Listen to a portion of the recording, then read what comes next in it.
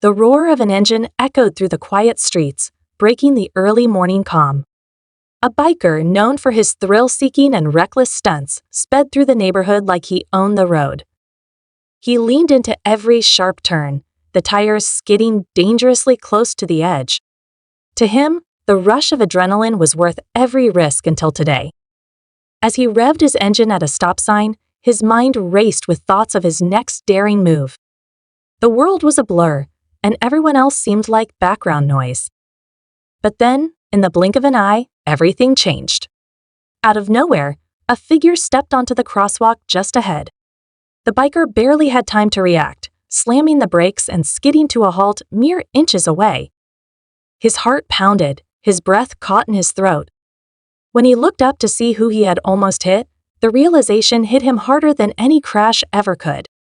What he saw froze him in place, and for the first time, the thrill-seeker felt the weight of his choices. This was no ordinary close call, it was a moment that would change everything. Who was this person, and why did their presence shake him to his core? Stay tuned as we uncover the truth behind this life-altering encounter. The biker's hands trembled as he gripped the handlebars, the sound of his heartbeat louder than the hum of his idling engine. The person standing in front of him wasn't just any pedestrian. It was someone he never expected to encounter in such a way, someone whose presence sent a wave of guilt crashing over him. For the first time in years, he felt truly vulnerable, exposed. The figure, a woman with a small child clinging to her hand, stood frozen in the middle of the crosswalk. Her eyes were wide with shock, and the child, too young to understand the gravity of the moment, clutched a bright red ball, oblivious to the danger they had narrowly escaped. The biker's gaze locked onto the child for a fleeting moment, and an unfamiliar emotion stirred in his chest. Was it fear? Regret? The woman's voice cut through the tension like a knife. "What were you thinking?" she shouted, her tone a mix of anger and disbelief. "You could have killed us." The biker opened his mouth to respond, but no words came out. What could he say? That he didn't mean it? That he was just having fun? None of it would matter. The look in her eyes told him that much. He pulled off his helmet, revealing a face hardened by years of reckless choices, but now etched with a newfound sense of dread. I'm sorry," he muttered, barely audible over the ringing in his ears. But sorry wasn't enough. The woman shook her head, her grip tightening on the child's hand. "Sorry doesn't fix what almost happened," she said, her voice trembling. "Do you even realize what you're doing out here? You think this is just a game?" Her words hit him like a punch to the gut. He had always brushed off the consequences of his actions, but now, faced with the raw emotion of someone he had nearly hurt, he couldn't ignore the weight of what he'd done. As the woman and child walked away, the biker sat there, unable to move. The roar of his engine felt hollow now, the thrill of the ride replaced by a gnawing sense of unease. The encounter haunted him for days. Every time he closed his eyes, he saw the child's innocent face, the fear in the woman's eyes.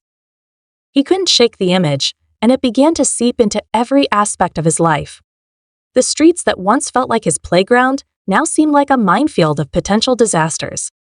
One evening, as he sat alone in his garage, staring at his bike, memories from his past began to surface. He remembered the first time he rode a motorcycle, the rush of freedom it gave him. But he also remembered the promises he had broken, the people he had pushed away in his pursuit of adrenaline. He thought of his younger brother, who had idolized him growing up. They hadn't spoken in years, ever since an argument about his reckless behavior. "You're going to hurt someone one day," his brother had warned. "And when you do, it'll be too late to take it back." The biker had laughed it off back then, but now those words felt like a prophecy fulfilled. Determined to clear his head, he decided to take a late-night ride. The streets were quiet, the city bathed in the glow of streetlights. As he rode, he couldn't help but notice the way people reacted to him, drivers giving him wary glances, pedestrians stepping back as he passed. Was this how they always saw him? As a threat, a danger. His thoughts were interrupted when he approached the same intersection where the near accident had occurred. He slowed down, the memory of that day replaying in vivid detail. But this time, something was different. A small bouquet of flowers had been placed on the corner, tied with a ribbon. Curiosity got the better of him, and he pulled over to take a closer look. The flowers were accompanied by a handwritten note that read, "For all the lives lost too soon. Drive safe. Ride safe." The biker felt a chill run down his spine. He had always dismissed the stories of fatal accidents, thinking they could never happen to him. But now, standing there, he couldn't ignore the reality of it. How many people had lost loved ones because of someone like him? As he stood there, lost in thought, a voice startled him. "Beautiful, isn't it?" He turned to see an older man leaning against a nearby lamppost. The man's face was lined with age, his eyes filled with a quiet wisdom. "Yeah?" the biker replied, unsure of what else to say. The man nodded toward the flowers. "My daughter put those there. She lost her best friend to a motorcycle accident a few years back. Kid was only 22. Thought he was invincible." The biker swallowed hard, the weight of the man's words settling heavily on his shoulders. "You ride?" the man asked, eyeing the bike parked nearby. "Yeah," the biker admitted, his voice barely above a whisper. The man studied him for a moment before speaking again. "Then you know the risks. But it's not just your life you're risking out there. It's everyone else's too." The biker nodded, unable to meet the man's gaze. "I know," he said. "I've been thinking about that a lot lately." The man gave him a small, knowing smile. "Thinking's a good start. But actions speak louder, son. Remember that." As the man walked away, the biker stood there for a long time, staring at the flowers. The weight of his choices pressed down on him, but for the first time, he felt a glimmer of hope. Maybe it wasn't too late to change. But change wouldn't come easy, and the road ahead was uncertain. The biker knew he had to confront his past, make amends, and find a way to rebuild the bridges he had burned. As he climbed back onto his bike and rode into the night, the tension lingered. He wasn't sure if he was ready to face what lay ahead, but one thing was certain: he couldn't keep running from it. The days that followed the encounter with the flowers were a blur for the biker. He couldn't stop thinking about what the older man had said, about the weight of his actions and the lives he could have affected. He spent more time alone, sitting in his garage staring at his bike, unsure of what to do next. The thrill of the ride that had once consumed him now felt hollow, like a distant memory of a life he was no longer sure he wanted. He couldn't shake the image of the woman and child, their faces frozen in fear. He couldn't ignore the guilt that gnawed at him every time he closed his eyes. And he couldn't pretend anymore that his reckless behavior was harmless. But change, he realized, wasn't something that happened overnight. It was a slow, painful process, one that required facing his past and confronting the choices that had led him here. One evening, as he sat on the edge of his bike, contemplating his next move, his phone buzzed. It was a message from his younger brother. "I've been thinking about you. We need to talk." The biker stared at the screen, his heart pounding.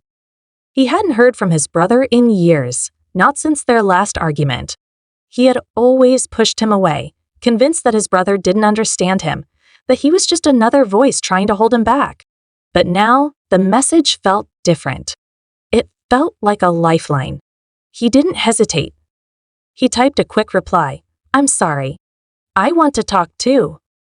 The next day, they met at a small cafe, a place they used to go to when they were kids. The atmosphere was quiet, the air thick with unspoken words. The biker sat across from his brother, unsure of how to begin. "I've missed you," his brother said, breaking the silence. His voice was calm, but there was a trace of sadness in it. "I've been worried about you." The biker looked down at his hands, his fingers twitching nervously. "I've been worried about me too," he admitted. "I don't know what I'm doing anymore." His brother leaned forward, his gaze steady. "You're not the person I used to look up to. The guy who was always there for me, the one who made me believe anything was possible." "What happened to him?" The biker swallowed hard. "I lost myself. Somewhere along the way, I got caught up in the rush, in the thrill of it all.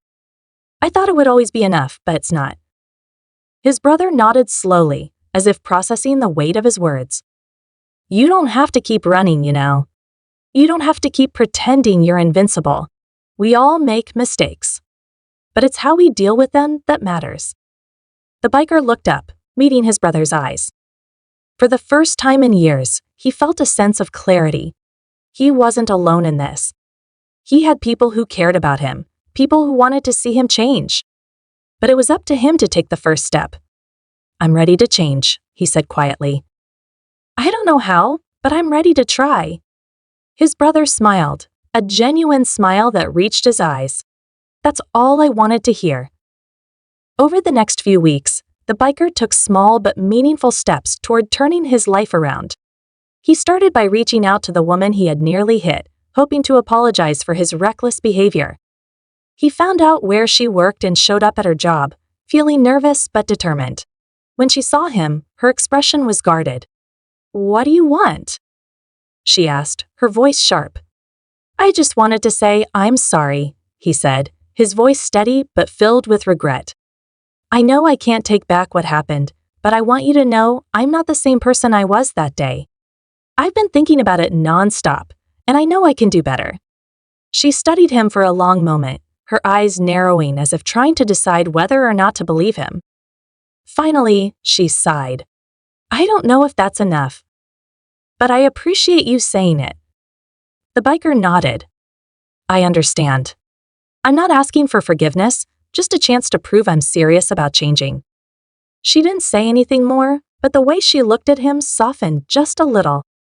It wasn't much, but it was a start. In the weeks that followed, he continued to make amends. He reached out to old friends, tried to rebuild the relationships he had damaged, and spent less time on his bike, choosing instead to focus on the things that truly mattered. But change wasn't easy. There were moments when he felt like giving up, when the temptation to fall back into old habits was overwhelming. He still had the urge to race down the streets, to feel the wind in his face and the thrill of speed. But every time he felt that pull, he thought about the woman and child, about the older man with the flowers, about his brother's words. He knew he couldn't go back. One afternoon, as he sat on the steps of his porch, reflecting on how far he had come, he received a message from the woman he had almost hit. I've been thinking about what you said. I can't say I completely trust you yet, but I see that you're trying. Maybe that's enough for now. He stared at the message for a long time, a sense of relief washing over him. It wasn't forgiveness, but it was progress. As the months passed, the biker found a new sense of purpose. He began volunteering at local community centers, teaching young people about motorcycle safety and the importance of responsibility. He shared his story with them, hoping to prevent others from making the same mistakes he had. And through it all, he kept his bike, but he no longer saw it as a symbol of escape. It was a reminder of the person he used to be, and the person he was becoming. One evening, as he rode through the quiet streets, he found himself approaching the same intersection where it all began. The flowers were still there, a testament to the lives lost and the lives saved.